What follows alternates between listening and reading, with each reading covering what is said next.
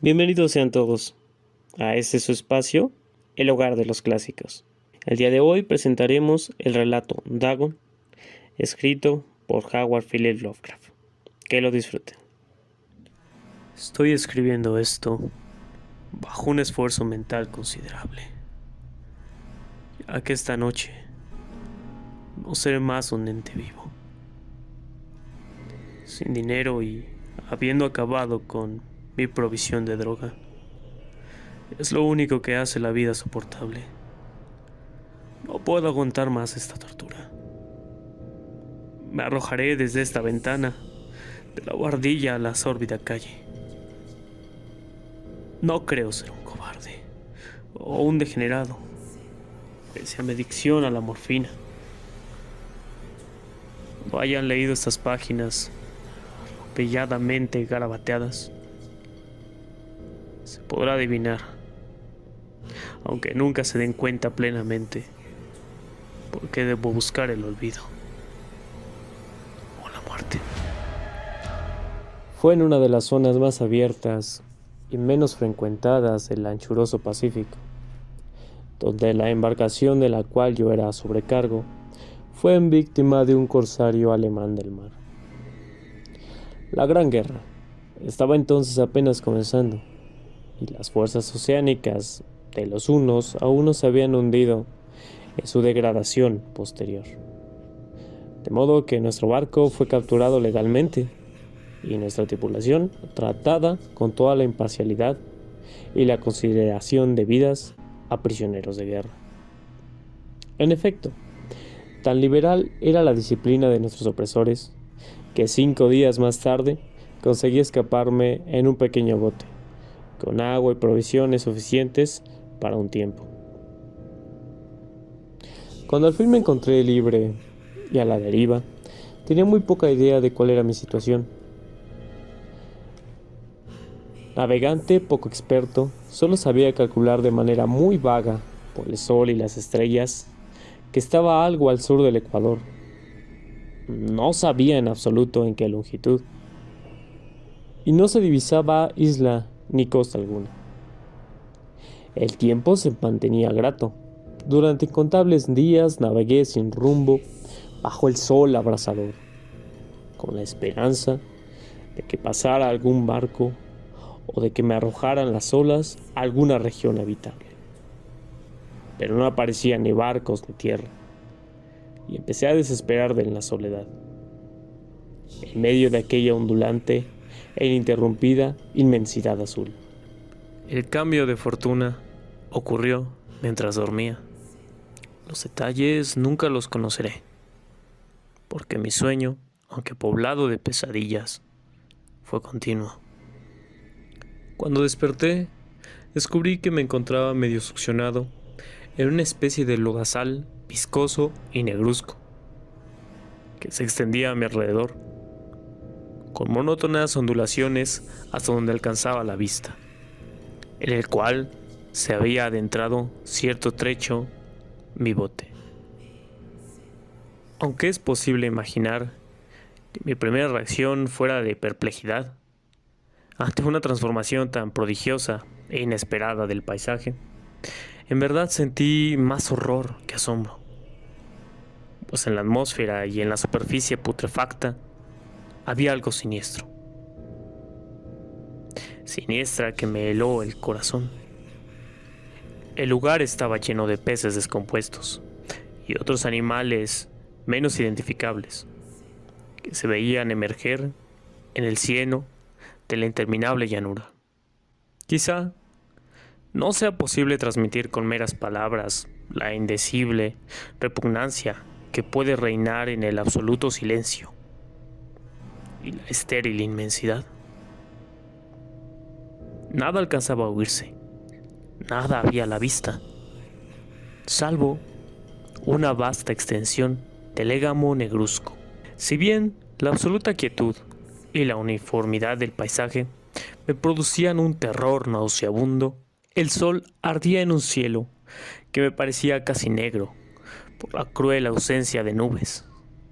Era como si reflejase la ciénaga tenebrosa que tenía bajo mis pies. Al meterme en el bote encallado, me di cuenta de que solo una posibilidad podía explicar mi situación. Merced a una conmoción volcánica, el fondo oceánico había emergido a la superficie, sacando a la luz regiones que durante millones de años habían estado ocultas bajo insondables profundidades. Tan grande era la extensión de esta nueva tierra emergida debajo de mí, que no lograba percibir el más leve rumor de oleaje. Por mucho que aguzaba el oído, tampoco había aves marinas que se alimentaran de aquellos peces muertos. Durante muchas horas estuve pensando y meditando, sentado en el bote, que se apoyaba sobre un costado y proporcionaba un poco de sombra al desplazarse el sol en el cielo. A medida que el día avanzaba, el suelo iba perdiendo pegajosidad, por lo que en poco tiempo estaría bastante seco para poderlo recorrer fácilmente. Dormí poco esa noche y al día siguiente me preparé una provisión de agua y comida, a fin de emprender la marcha en busca del desaparecido mar y de un posible rescate. A la mañana del tercer día comprobé que el suelo estaba bastante seco para andar por él con comodidad. El hedor a pescado era insoportable, pero me tenían preocupado cosas más graves para que me molestase ese desagradable inconveniente. Y me puse en marcha hacia una meta desconocida. Durante todo el día caminé constantemente en dirección al oeste, guiado por una lejana colina que descollaba por encima de las demás elevaciones del ondulado desierto. Acampé esa noche y al día siguiente proseguí la marcha hacia la colina, aunque parecía escasamente más cerca que la primera vez que la descubrí.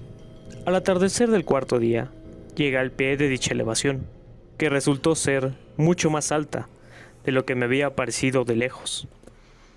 Tenía un valle delante, que hacía más pronunciado el relieve respecto al resto de la superficie. Demasiado cansado para emprender el ascenso, dormí a la sombra de la colina. No sé por qué. Mis sueños fueron muy salvajes esa noche. Pero antes que la luna menguante, fantástica con su joroba, hubiera subido muy alto por el este de la llanura, me desperté, cubierto de un sudor frío, decidido a no dormir más. Las visiones que había tenido eran excesivas para soportarlas. A la luz de la luna comprendí lo imprudente que había sido viajar de día. Sin el sol abrasador, la marcha me habría resultado menos fatigosa.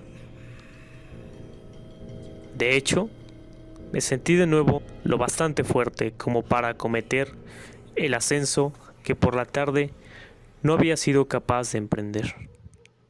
Recogí mis cosas e inicié la subida a la cresta de la elevación.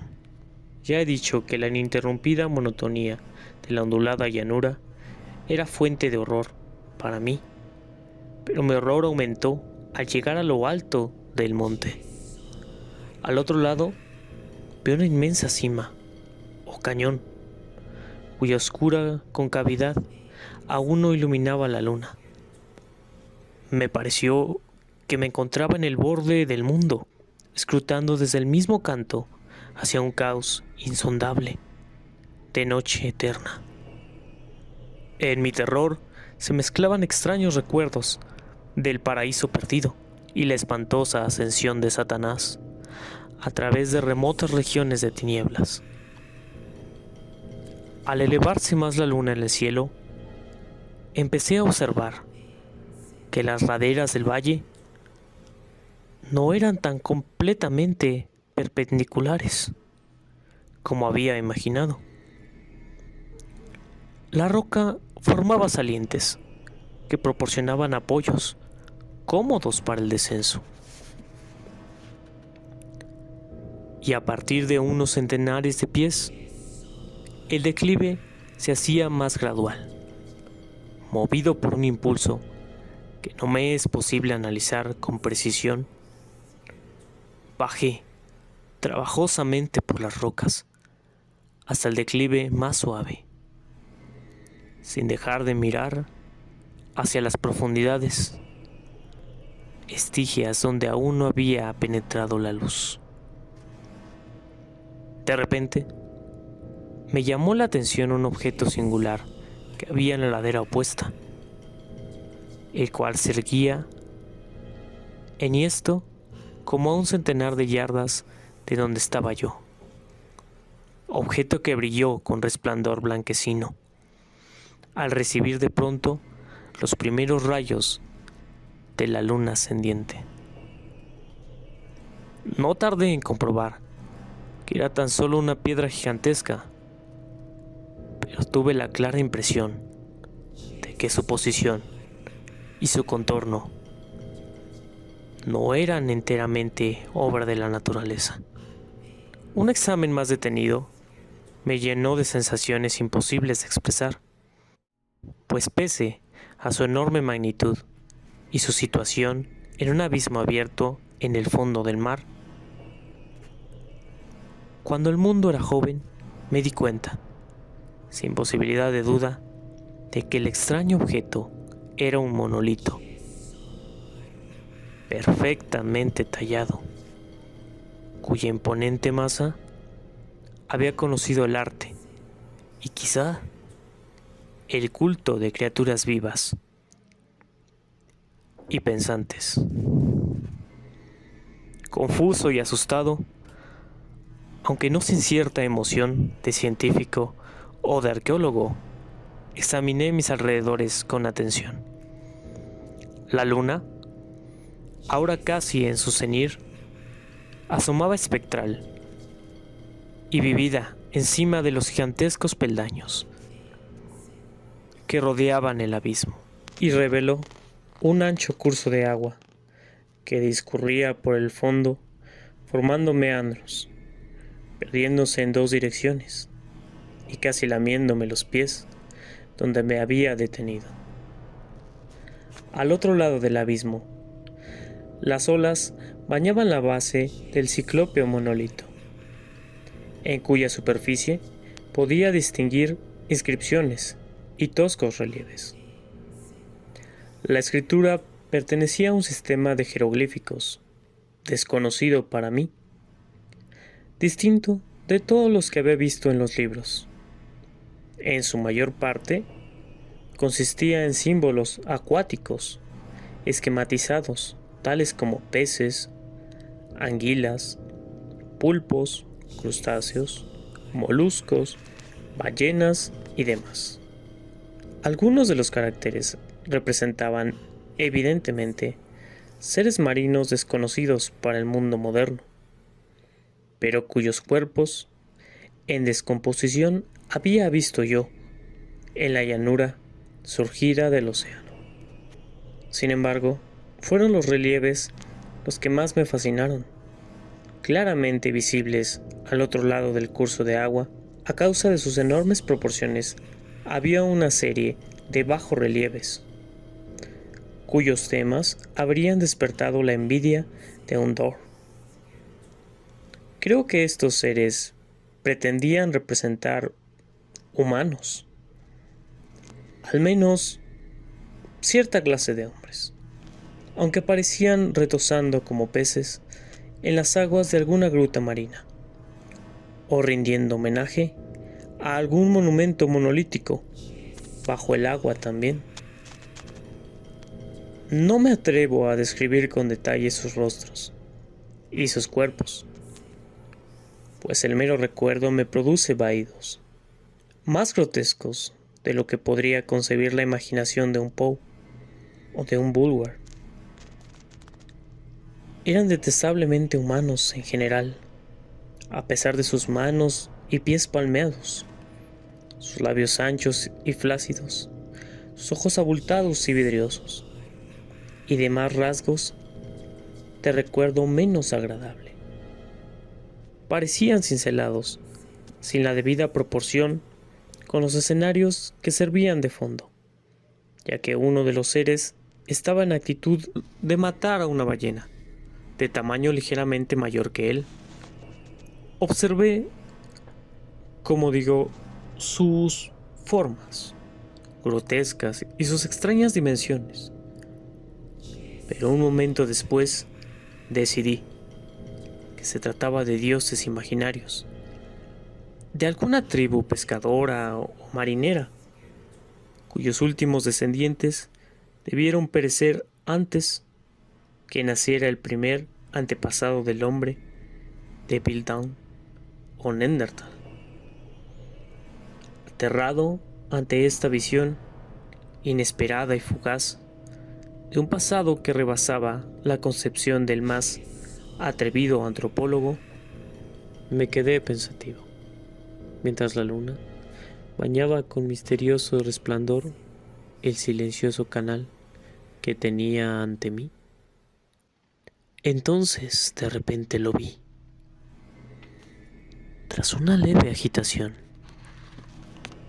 que delataba su ascensión a la superficie, la entidad surgió, a la vista sobre las aguas oscuras, inmenso, repugnante. Aquella especie de Polifemo saltó hacia el monolito como un monstruo formidable y pesadillesco, y lo rodeó con sus brazos enormes y escamosos, al tiempo que inclinaba la cabeza y profería ciertos gritos acompasados. Creo que enloquecí entonces. No recuerdo muy bien los detalles de mi frenética subida por la ladera y el acantilado, ni mi delirante regreso al bote. Creo que canté mucho y que reí cuando no podía cantar. Tengo el vago recuerdo de una tormenta poco después de llegar al bote. En todo caso, sé que oí el estampido de los truenos y los ruidos que la naturaleza profiere en sus momentos de mayor irritación. Cuando salí de las sombras, estaba en un hospital de San Francisco. Me había llevado ahí el capitán del barco norteamericano que había recogido mi bote en medio del océano. Hablé de muchas cosas en mis delirios, pero averigüé que nadie había hecho caso de las palabras. Los que me habían rescatado no sabían nada sobre la aparición de una zona de fondo oceánico en medio del Pacífico, y no juzgué necesario insistir en algo que sabía que no iban a creer. Un día fui a ver a un famoso etnólogo y lo divertí haciéndole extrañas preguntas sobre la antigua leyenda filistea en torno a Dagon, el dios pez.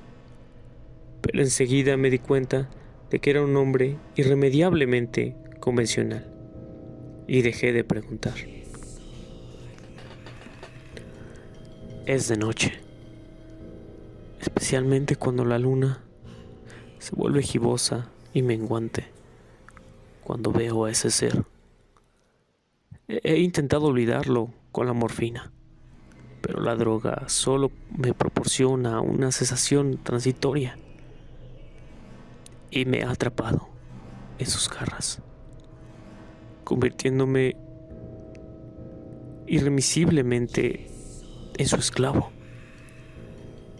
Así que voy a poner fin a todo esto, ahora que he contado lo ocurrido, para información o diversión desdeñosa de mis semejantes.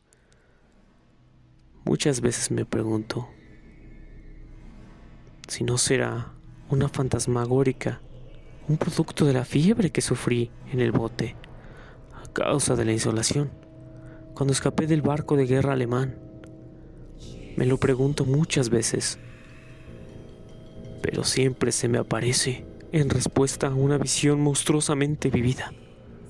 No puedo pensar en las profundidades del mar sin estremecerme ante las espantosas entidades que quizá en este instante se arrastran, se agitan en su lecho fangoso, adorando a sus antiguos ídolos de piedra. y esculpiendo sus propias imágenes detestables en obeliscos submarinos de mojado granito.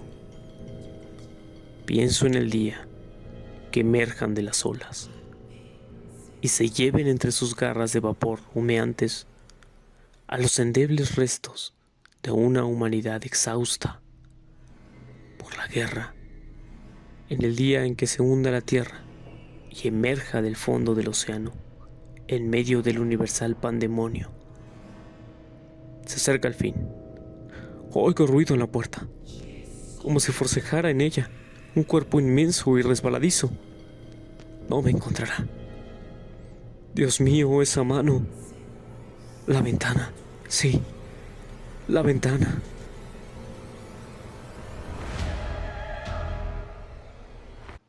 Y así damos por concluido el relato del día de hoy.